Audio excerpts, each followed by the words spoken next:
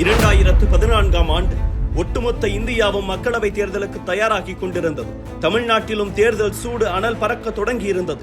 2011 சட்டப்பேரவை தேர்தலில் மாபெரும் வெற்றி பெற்றிருந்த ஜெயலலிதா தலைமையிலான அதிமுக 2014 தேர்தலையும் வாரி சுருட்ட கவனமாக வியூகங்களை வகுத்தது.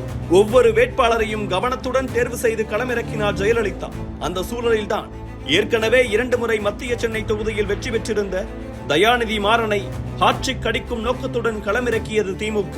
இந்த வியூகத்தை முறியடிக்க ஜெயலலிதா எப்படியும் ஒரு மாஸ்டர் பிளான் வைத்திருப்பார் என கட்சியினர் நம்பினர். ஆனால் அவரோ உள்ளாட்சி தேர்தலில் போட்டியிட்டு வெற்றி வாய்ப்பை நழுவ விட்ட ஒருவரை களமிறக்கினார். ஏற்கனவே கிடைத்த வாய்ப்பை நழுவ விட்டிருந்த அந்த வேட்பாளர் இந்த முறை வாய்ப்பை இறுக பற்றிக் கொண்டார். திமுகவின் ஹாட்ரிக் கனவை சிதறடித்தார். முன்னாள் மத்திய அமைச்சர் தயாநிதி மாறனை 45,000 வாக்குகள் வித்தியாசத்தில் வீழ்த்தி காட்டினார். அது மட்டுமல்ல, அதுவரை மத்திய சென்னை தொகுதியில் தடம் பதித்திடாத அதிமுகவை முதன்முறையாக வெல்ல வைத்து கட்சியினருக்கும் ஜெயலலிதாவுக்கும் சேர்த்தே இன்ப அதிர்ச்சியை கொடுத்தார். அவர்தான் SR விஜயகுமார். அன்று ஜெயலலிதாவின் நம்பிக்கையை பெற்ற அதே SR விஜயகுமாரை தான் இன்று வில்லிவாக்கம் தொகுதியில் களமிறக்கி இருக்கிறார் எடப்பாடி பழனிசாமி. வழக்கறிஞரான SR விஜயகுமார் கல்லூரி காலத்திலேயே அரசியலுக்குள் நுழைந்து விட்டார். தனது கல்லூரியின் மாணவர் சங்க தலைவராக இருந்தவர் அதிமுக மாணவர் அணி மத்திய சென்னை மாவட்ட செயலாளராகவும் அம்மா பேரவை மாவட்ட செயலாளராகவும் இருந்திருக்கிறார். வழக்கறிஞர் பட்டம் பெற்றவரை உள்ளாட்சி தேர்தலில் களமிறக்கியது அதிமுக. ஆனால் அப்போது வெற்றி வாய்ப்பை நழுவ விட்டார். தொடர்ந்து கட்சி பணிகளில் அவர் காட்டிய ஆர்வம் அதிமுக தலைமையின் கவனத்தை ஈர்த்தது. இதனால் 2013 ஜெயலலிதாவே அவரை கட்சி மாணவர் அணி மாநில செயலாளராக நியமித்தார். அன்று தொடர்ந்து 11 ஆண்டுகள் இதே பதவியில் நீடித்த SR விஜயகுமார் அதிமுகவை நோக்கி வரும் இளந்தலைமுறை அரசியல்வாதிகளை பட்டை தீட்டி தலைவர்களாக வார்த்தெடுக்கும் வேளையில் முழு கவனத்தோடு இறங்கினார். 2014ஆம் ஆண்டு மக்களவை தேர்தல் நெருங்கிக் கொண்டிருந்தது. நாடு முழுவதும் மோடிகளை வீசிக் கொண்டிருந்தது.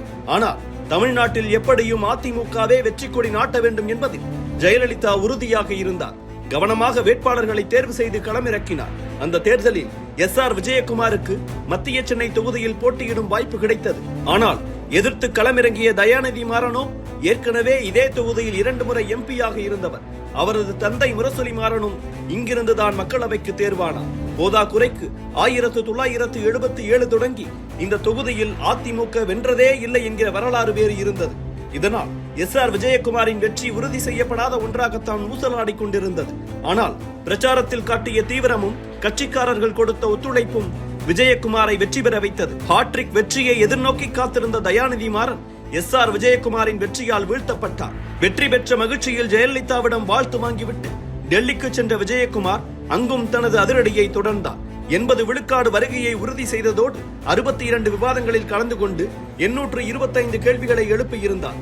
தனது தொகுதி மேம்பாட்டு நிதியை பயன்படுத்தி போக்குவரத்து, கல்வி, மின்சாரம் என பல துறைகளிலும் திட்டங்களை செயல்படுத்தினார். தொகுதியின் உள்கட்டமைப்பை மேம்படுத்த 29 கோடி ரூபாய் மதிப்பிலான திட்டத்தையும் மத்திய அரசுக்கு பரிந்துரைத்தார்.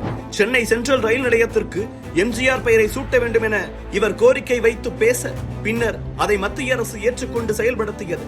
இதனால் எப்படியும் 2019 SR விஜயகுமாருக்குத்தான் சீட்டு என எதிர்பார்க்கப்பட்டது. ஆனால் கடந்த 2 தேர்தல்களாக கூட்டணி கட்சிகளிடம் இந்த சீட்டை ஒப்படைத்து வந்த அதிமுக இந்த முறை மீண்டும் தன்வசப்படுத்தி இருக்கிறது.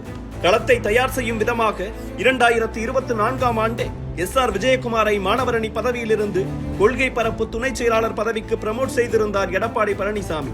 தற்போது மத்திய சென்னை தொகுதிக்கு உட்பட்ட வில்லிவாக்கம் சட்டப்பேரவை தொகுதியில் SR விஜயகுமாரை களமிறக்கி இருக்கிறார் எடப்பாடி பழனிசாமி. அண்ணாநகர் கார்த்திகையும் தாவேக ஆதவ் அர்ஜுனாவையும் களமிறக்கி இருக்கின்றனர். ஏற்கனவே இதே களத்தில் வெற்றியை பதிவு செய்தவர் என்பதால் கூடுதல் அட்வான்டேஜுடன் ரேஸில் முந்துவதற்கு முயற்சி செய்கிறார் விஜயகுமார். அவரின் 10 ஆண்டு கால காத்திருப்பு பலனளிக்குமா? மக்களவையில் முத்திரை பதித்தவர் சட்டப்பேரவைக்குள் தடம் பதிப்பாரா என்பதை மே 4ஆம் தேதி தெரிந்து கொள்ளலாம்.